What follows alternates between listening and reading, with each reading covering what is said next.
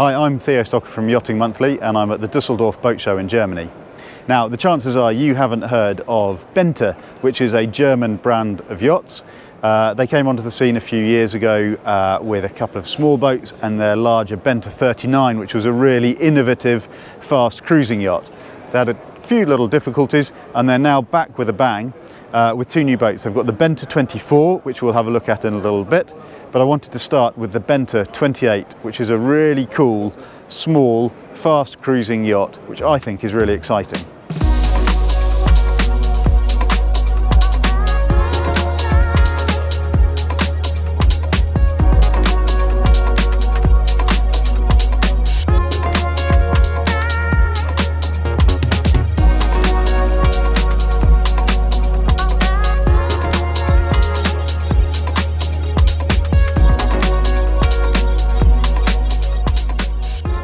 As with all of the yachts in the Benta range, they're designed by Vrolik, which have a very good track record of creating fast, slippery and quite powerful boats. So starting at the bow here, you can see you've got a retractable carbon bowsprit. You've got two hard hull chines, one near the gunnel, which brings the deck slightly in, reduces a bit of weight, and then you've got a full length hull chine here, which maximises volume, reduces waterline length in light winds, and increases power when you're heeled. This has got the standard keel on, which is a cast iron keel. It's 1.65 m draft. There is a performance option, which is a steel keel with a lead bomb, which is 1.90 m. There we go, I think I got those numbers right. You've got a little hull window here, which is quite nice when you're sitting down below. You've got chain plates taken right the way outboard to keep the side decks clear, maximum stiffness for the mast. Coming aft, you've got the sail drive for the Vetus 16 horsepower inboard diesel. I guess you could opt for electric or other brands of motor if you wanted to. Unlike the Benta 24, the Benta 28 has got twin rudders, and these are reasonably deep twin rudders set well outboard to give you maximum grip when the boat heels. And that goes to a single tiller steering. You can see these chines taken all the way aft. So let's climb up and we'll have a look on board. Right, so starting at the transom, you can see there's a little bathing ladder there, or rescue ladder, and you've got the traveller right across the transom, giving you really good control of the mainsail and good options to tweak it. You can see there the control lines just brought up to the aft end of the cockpit seats, just next to engine throttle controls. So that's all tucked reasonably nicely out of the way, but not too far away. Port side, you've got a manual bilge pump, and I guess if you wanted to, you could have a deck shower here as well. At the moment, this boat isn't fitted with a shower in the heads compartment, but that's certainly an option that if you wanted it, it could be fitted. So you can see here we've got tiller steering coming onto the boat now. So this is a single tiller. And it's brought up at quite an acute angle, but it means that it clears your knees, which is good, particularly if you've got long legs. And that gives really nice direct steering with the tiller there. And then just forward of you while you're sitting here, you've also got the main sheet control with a speed sheet thing, so you can trim one for fine control or both at the same time for sheeting in and out quickly. Stowage wise, you've got a cockpit locker to starboard. Here we go. So that's a really good big and really nicely, neatly finished locker in there that's got plenty of space for a life raft, a dinghy, or whatever you want to put in there, fenders. So that's a really good big space in there. I've actually moved this cushion out of the way, and you can see here there's a little groove along. So the natural place to helm from is here, sitting up on the side, and you've got this really nice groove for putting your feet in, and you've got the main sheet here. And if you're really heeling, you can sit outboard with your bum over the coaming, and you've got an amazing view forwards. So that's a really comfortable position to helm from, and you've got padded rests against the guard wires just for comfort as well.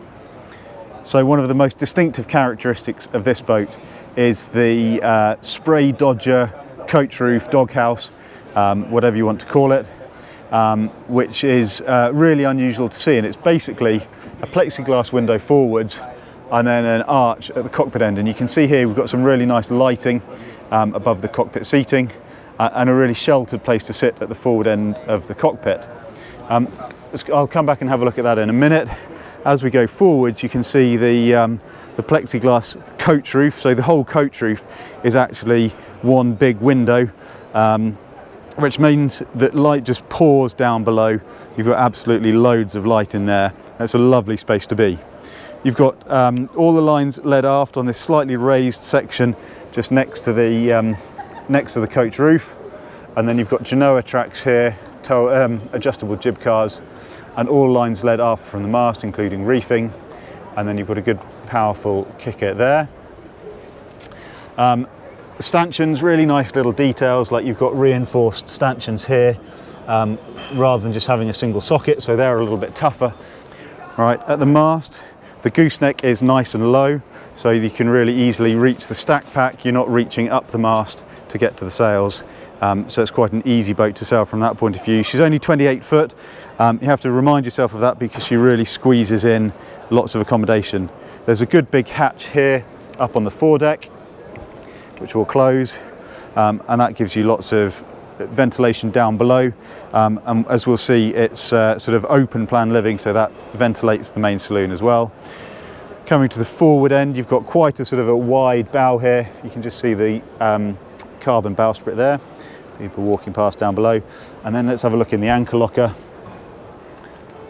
We're only 28 footer, so it's a fairly simple arrangement, but you can see here there's enough space to put warp, chain, reasonably decent anchor, and maybe a couple of fenders as well. It's fairly decent deck gear here, nicely reinforced below, and these very smart black anodized push bit railings. Right, as we come aft, you get another view of the coach roof, and you can also see this neat little detail here, that the lines come aft along, and then they come back to these clutches just aft of the coaming, and then straight onto the Harken primary winches there. So here's the Sprayhood Dodger doghouse again. So this is quite a nice little space you can sit under. You can turn these lights on and off. There's the chart plotter. So this is a really nice little space that you could shelter. Doesn't quite shelter you from the rain. I guess you could always rig something up if you wanted to, but it certainly protects you from the elements. And actually, when they've been out testing the boat, even in sort of 20, 25 knots of wind, spray going everywhere, the cockpit remains really dry. So actually, for a little cruising boat, you're a lot less exposed than you might be in some other boats, and probably makes a really good family cruiser for that reason. So here you've got this as a bit of a Benta signature, this sort of slightly wider companionway. There's no sliding hatch on this one, so you duck down as you come in. But it's nice and wide, which you need to fit your shoulders through, and then you come down into the saloon.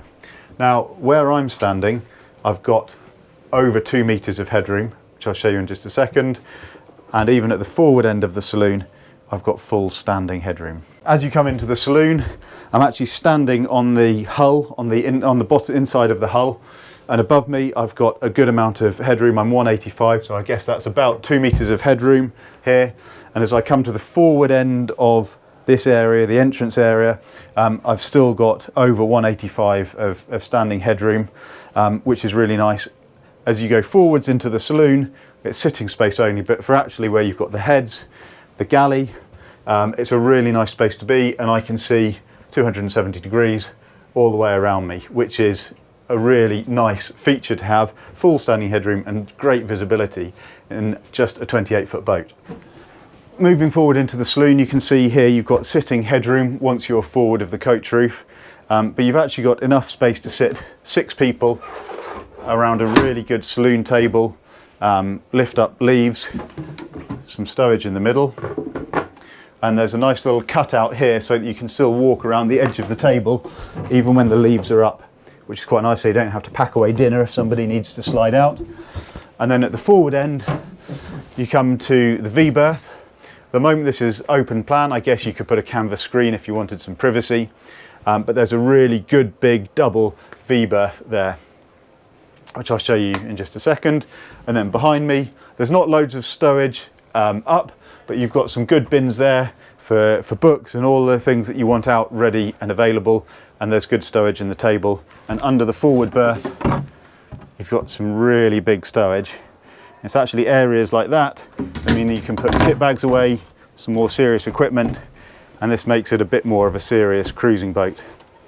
She's RCD category B, which means that she's a bit more suitable for some slightly more exposed waters, albeit not fully offshore. There we go. Now I'm going to come after the galley. So you've got the galley on port side here. This boat's fitted with electric induction cooking.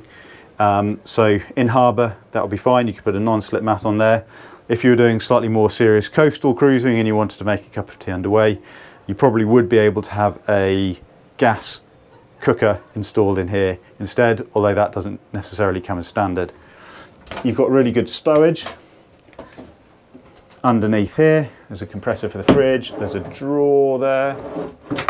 That's stowage under the cooker. If you had a gas cooker, that space might be taken up with a gimbaled oven.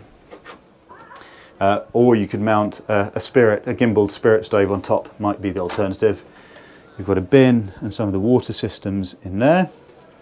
And then you've got a neat little single sink there and a small fridge ice box here, which I think opens up like that, and you can access, I think you can access both sides.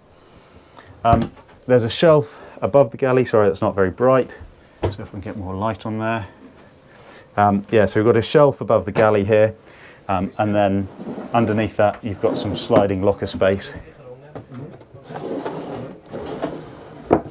I guess if you were cruising, you might want to put slightly better fiddles on here for plate stowage or something like that. Coming aft then, you've got the boat's second double berth. It's a slightly narrow double.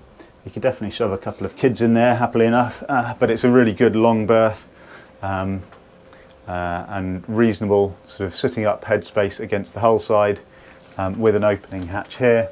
So under the port aft berth, you've got some of the electrical equipment, batteries and charging things. You've got a fuel tank of 60 litres under the centre of the cockpit, under the cockpit sole, and then in the cockpit locker you've got a 40 litre holding tank for the heads. And then forward under the port berth you've got a 55 litre freshwater tank that's in a flexible tank. So we've just lifted the steps off, you can see that's a separate casing, and then in here you've got your bilge pump, because of course we're standing actually in the bottom of the hull, and then here's your Vetus diesel snugged in there. Pretty good access to the front of the engine. Filters I'd imagine you will access at the rear or at the side. Yeah, through the heads. So you go in through the heads and then you've got access on the starboard side.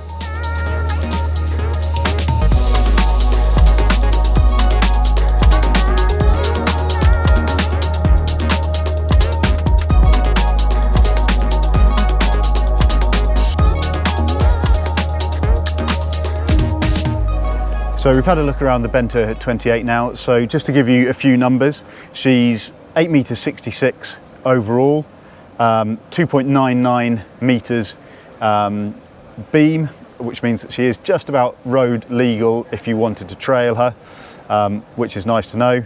Displacement is just over 3 tons, 3,200 kilos, and she's got a 40% ballast ratio with the standard keel, which makes her a really stiff boat with quite a lot of performance potential.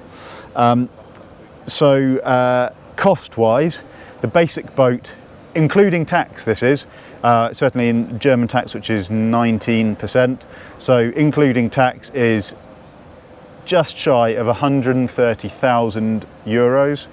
And this boat, as it's fitted out, as you've seen it today, is 165,000 euros with all of the optional kit on.